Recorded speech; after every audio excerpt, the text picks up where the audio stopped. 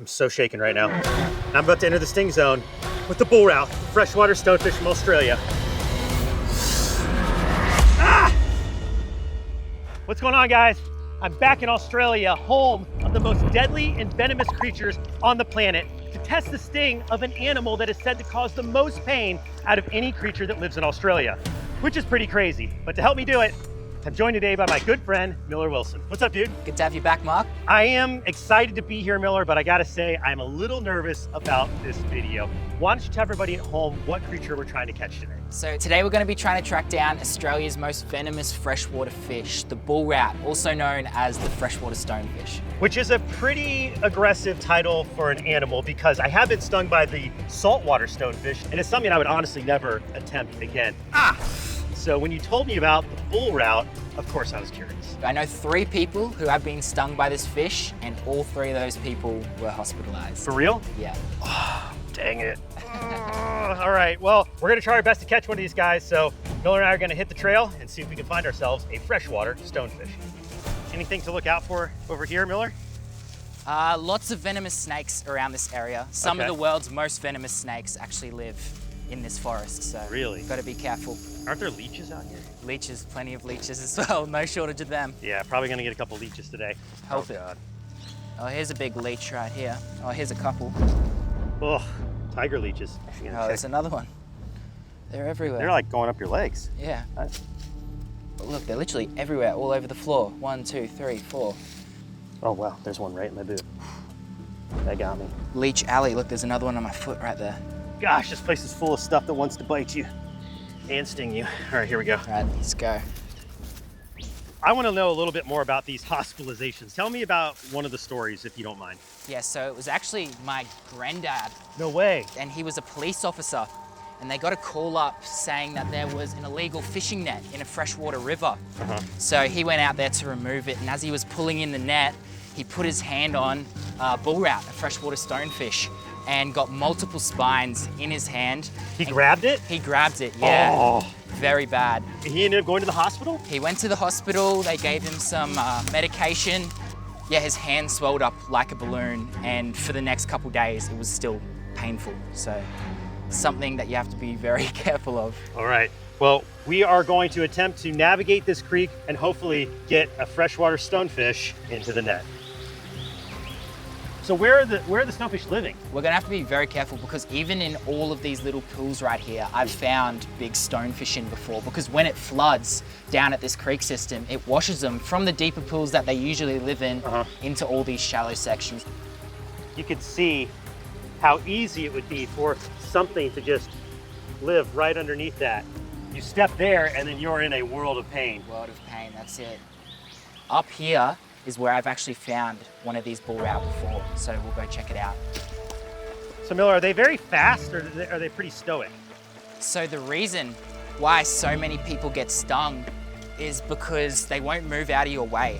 Okay. They know how venomous they are, and they'll sit there with their spikes up. Even if you walk over to the side of them, they will angle their spikes towards you. So that's almost like, reminds me of a lionfish.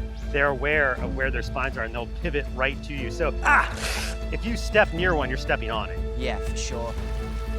No doubt we would have walked past a few of these fish already, and they're just so camouflaged, very hard to see.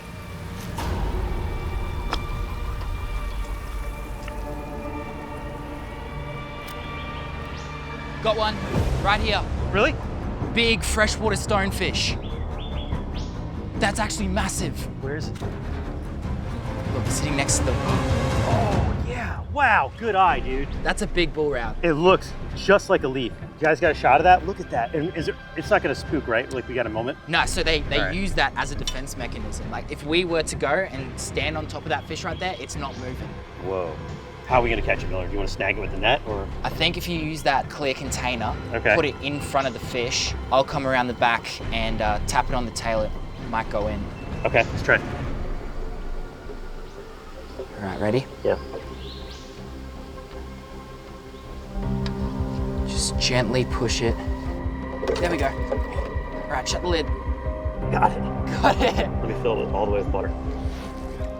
This is dangerous. Yeah.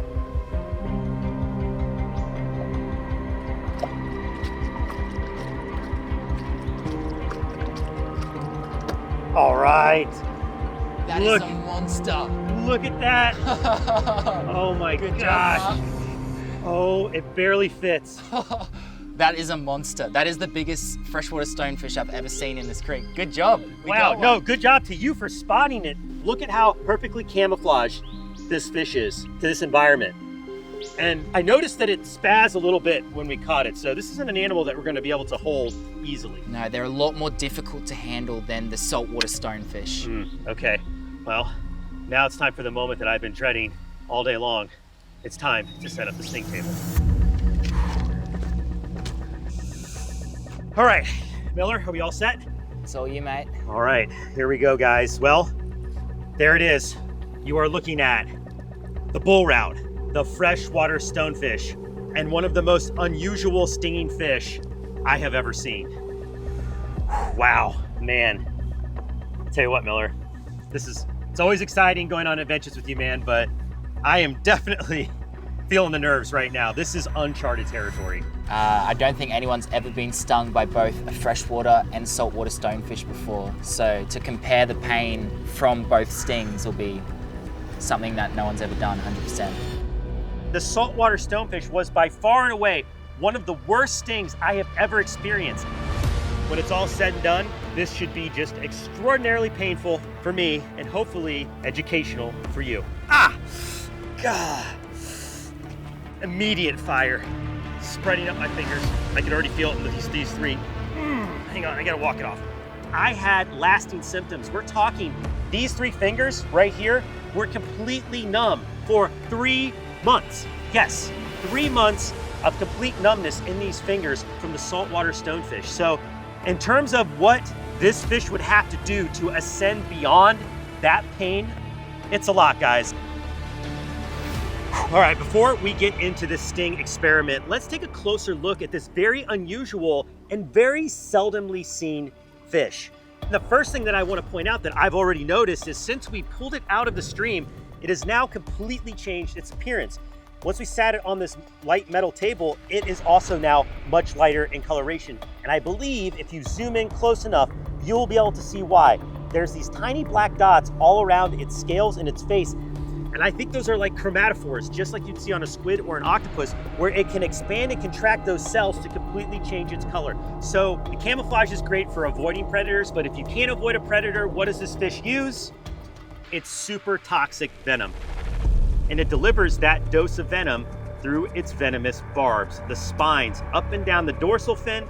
There are spines here at the tail, and there are spines underneath the belly of the fish on the pelvic fins. So there's really no good way to hold this fish for today's sting experiment. And that's why until I'm ready to take the sting, once we get it out of the container, I will be wearing gloves. Now, just like all the other bite sting experiments, we are going to put this fish on the bite sting index on 3 different factors: intimidation, pain, and aftermath. One last thing, for a remedy, your best first aid scenario in any fish sting, hot water and a compress. So with all that being said, it is time to enter the sting zone with the freshwater stonefish. You ready, Miller? Ready to go, mate? Okay. All right, so the fish can be out of water for upwards of 10 minutes. It won't be that long, but just so everybody knows, this fish can breathe air while being out of water.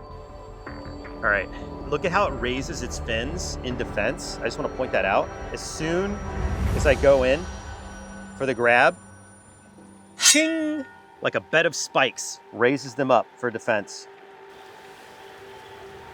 Okay, got a grip. Okay, fish is out. Miller, why don't you come in here? I'm gonna remove this glove.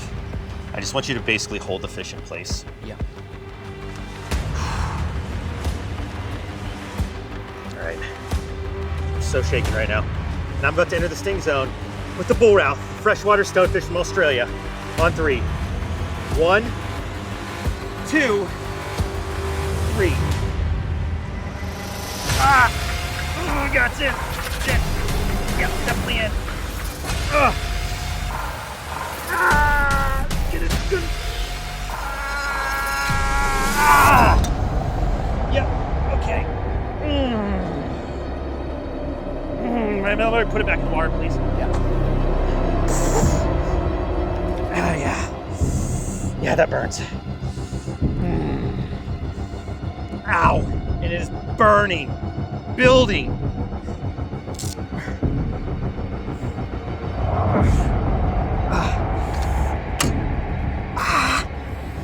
Yeah. Clearly see where the spine went in. It went in pretty much up to the, I can't talk right now, hang on.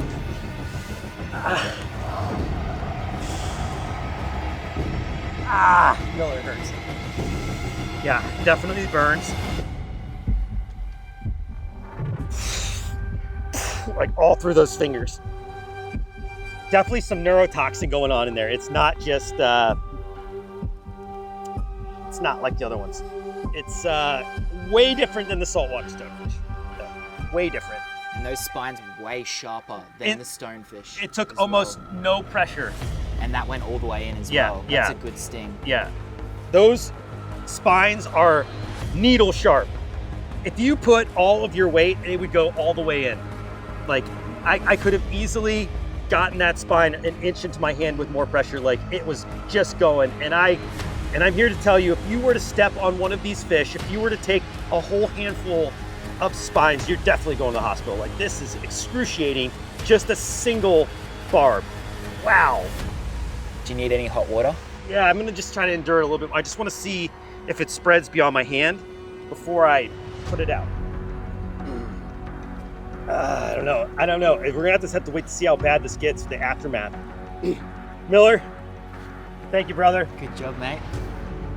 Now we've got to wait for the next 24 to 48 hours to see just how bad this sting gets.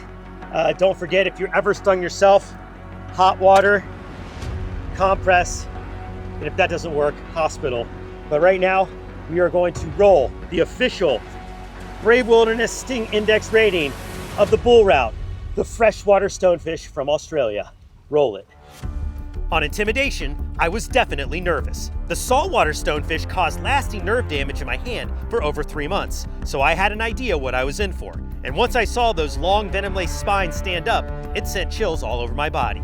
Even though the bull route may be a smaller fish, the unknowns of its venom score it big-time points.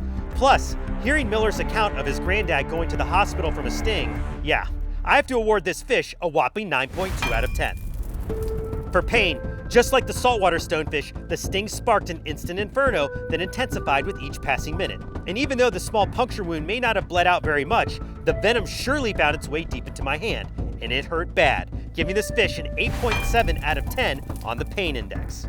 For the aftermath, there really wasn't one. It was nowhere near the saltwater stonefish in long-term effects, and after applying the hot compress, the burning sensation subsided entirely, much like my reaction from the scorpion fish in Florida. Now, my hand was a bit sore for the rest of the day, but that was about the full extent of the aftermath. All this being said, I can only award this river-dwelling fish a 4.7 out of 10 in this category, giving the final tally of the bull route, the freshwater stonefish from Australia, a 7.5 out of 10, falling just below the assassin bug of Borneo on the Brave Wilderness Bite Sting Index.